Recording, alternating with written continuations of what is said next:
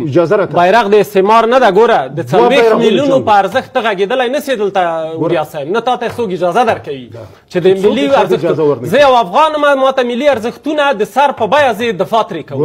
ګوره ته د ملا یعقوب مجاهد نه ودرې، ملا یعقوب مجاهد او ذبیح الله مجاهد دوی ډېره توره کړې ده امارات ته که تا؟ ما هېڅ توره نه ده کړې. ښه نه ده کړې، صحیح ده. ملا یعقوب مجاهد راپورته کېږي، ذبیح الله مجاهد راپورته کېږي، په همدې الفاظ وایي چې په دې شرایطو کې د بیرغ مسله باید راپورته نه سي، دا کوچنۍ مسله ده حلیږي. نو ته بیا څه کاره یې چې د افغانانو په نمایندګي راسې؟ ګورئ یو خو ګوره یو سپین بیرغ باندې موږ بحث کوو، هغه د جهاد مبارزې بیرغ منلی مې ده. ما ویل د دې لپاره چې دا درې رنګه بیرغ د افغانستان درې رنګه ملي یووالي لپاره ټینګېدو لپاره دا بیرغ ده. ته راځې وایي دا استعمار بیرغ ده. دا د استعمار بیرغ امریکا ځان ته بیرغ لري که نه؟ دا درې رنګه بیرغ د امریکا ده. نه دا درې رنګه بیرغ د امریکا ده.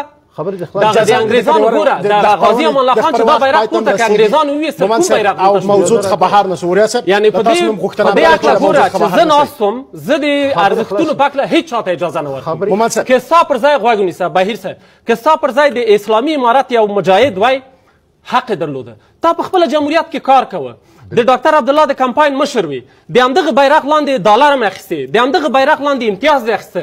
ته نن راپورته کېږي په بېسترګي باندې بیرغ نه اجازه راکړه چې عباس شخصي نه سي او موضوع څخه بهر وریا صاحب څوک نه چاته د حق ورکوم او نه حق نه لري. مومن صاحب کله بحث خارجي ځکه خبرونه وخت پاتې رسېدو. وریا صاحب یوه لحظه چې دا جواب ورکوم ډېر لنډ ټکه ډېر ثانیې وخت لرم، ډېر ثانیې وخت. افغانان هم په دې پوهېږي، اسلامي امارت هم په دې پوهېږي. دا وخت د دې نه ده، دا وخت د دې نه ده چې ته دا مسله راپورته کړې. دا وخت د دې ده، ګوره دا د وخت تا په رسنیو کې راپورته کړې ده، ما نه مخکې تا راپورته کړې ده، هېڅ ما نه ده راپورته کړې.